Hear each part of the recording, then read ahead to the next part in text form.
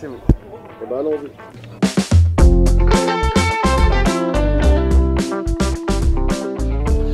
Bonjour Laurent, bienvenue au Festival du cinéma français et de gastronomie d'Aix-les-Bains.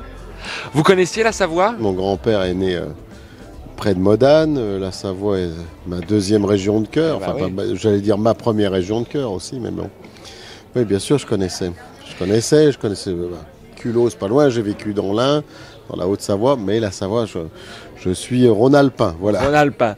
Et alors, pour cette deuxième édition du festival, vous êtes le parrain. C'est un honneur d'être parrain d'un festival comme celui-ci? Ah oui, bien sûr que c'est un honneur, oui. C'est un honneur, un privilège de croiser des personnalités qui représentent le cinéma. J'ai déjeuné avec Norbert Saada, voilà, notamment. Je tenais à le dire parce que c'était un moment exceptionnel de la vie.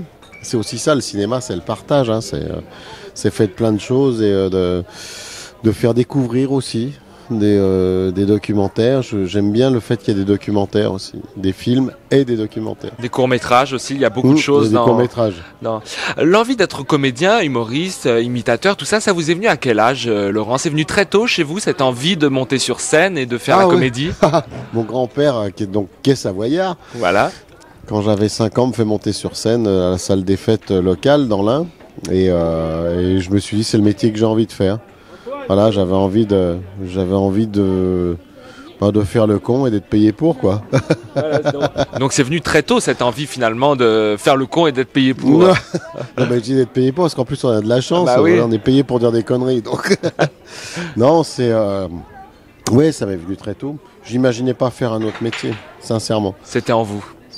Ouais, je crois, oui. Et alors, quel artiste, quand vous étiez plus jeune, vous a influencé? Aujourd'hui, vous influencez des jeunes comédiens, des jeunes artistes. Vous, c'était quoi C'est gentil. vos Merci, c'est gentil. vos modèles et voilà que vous regardiez et vous disiez tiens, je vais m'inspirer de tel et tel artiste? Bah moi, je suis de la génération, voilà, où il y avait Thierry Luron, parce que effectivement, ça a été le premier à faire l'imitation. C'était un genre qui appartenait au cabaret. On faisait ça 20 minutes, mais Thierry Luron, on a fait des spectacles entiers.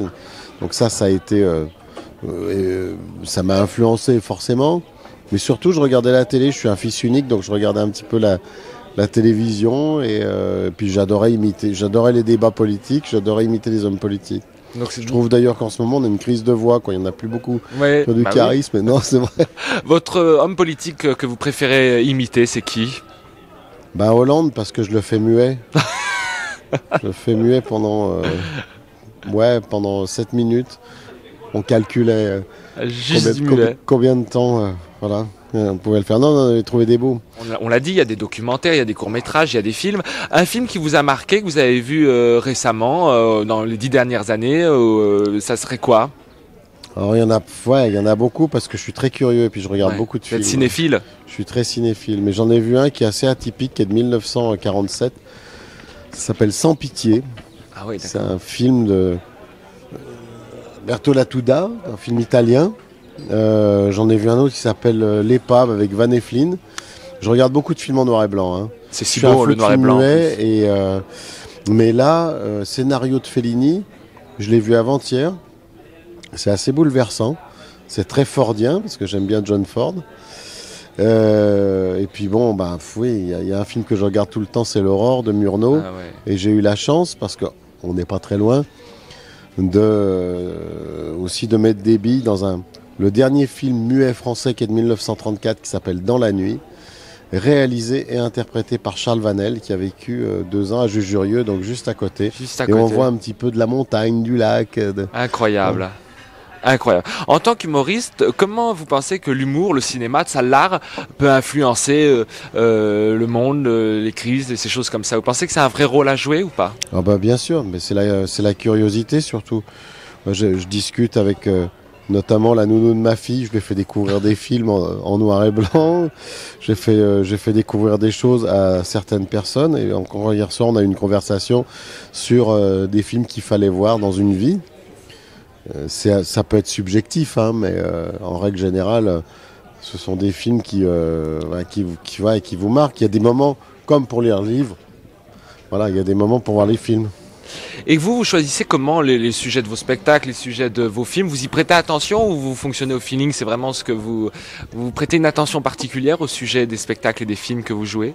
Ben là, oui. Alors, on me propose beaucoup de rôles de tordus quand même. Hein. Donc, ils ont bien un problème dans la cafetière, quoi. Donc, que des tordus. Sur les films. Hein. Après, sur les spectacles, c'est vrai que moi, ça fait 30 ans que je fais ce métier avec une joie incommensurable et j'adore ça. Mais le prochain, il va se passer dans un restaurant parce que il y a plein de choses qui se passent dans les restaurants. C'est le partage, c'est plein de choses. Il y a beaucoup de points communs avec la scène également. C'est les disputes aussi, le restaurant, parfois. Ça peut. Ça peut. Ça peut. Justement, après 30 ans vous venez de le dire, de carrière, la passion, l'envie de faire ce métier, la flamme des débuts, c'est toujours la même en vous? Mais là, j'ai des fourmis dans les jambes, là. J'ai envie d'y retourner. C'est fou. Hein. Oui, non, mais c'est fou. Après, je suis pas dans le lieu commun qui dit ah, il y a eu le Covid, c'était pas trop dur. Bah non, puisqu'on était tous à la même enseigne. Bah oui, on moi, était je suis allé aux tous champignons. Hein. J'ai eu de la chance. Vous en avez trouvé au moins? J'étais en Savoie, ouais, j'ai trouvé des morilles. Ouais. Ah ouais, ça va alors.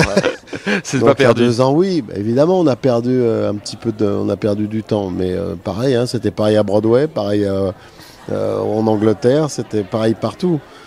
Ça manque la scène, ça me manque plus maintenant parce que je me dis c'est reparti, j'ai envie d'y aller. Ouais. Mais oui, bien sûr que la flamme elle est là, sans passion, point d'élévation. Point d'élévation. Quel conseil vous donneriez demain un jeune viendrait vous voir et dit voilà je veux faire le même métier que vous, un conseil bienveillant que vous donnerez, ça serait quoi? Je pense que c'est la durée. Ouais. Je pense qu'il faut durer, faut pas être trop non plus présent médiatiquement, faut pas. Il n'y a pas de règle. Hein. Il n'y a pas vraiment de règle. C'est le public qui juge, au bout d'un moment. Ce qui est bien d'ailleurs. Et c'est le principe de ce festival, c'est que c'est le public qui juge. J'aime pas le terme juger, mais en tout cas qui choisit un film qu'il a aimé. Pour finir cette petite émission, est-ce que vous êtes un gourmand? Oh bah oui. Votre gourmandise préférée? Ah oh la vache, je suis bressant donc je sens venir. Les grenouilles et le poulet à la crème, ça c'est sûr que ça j'adore ça. Mais j'adore aussi le cinéma. Hein. Oui, je veux bien croire. Merci beaucoup. Non, la grande bouffe. La grande bouffe et les grands films. Et les grands films. Merci beaucoup Laurent et bon festival. Merci à vous, c'est adorable, merci.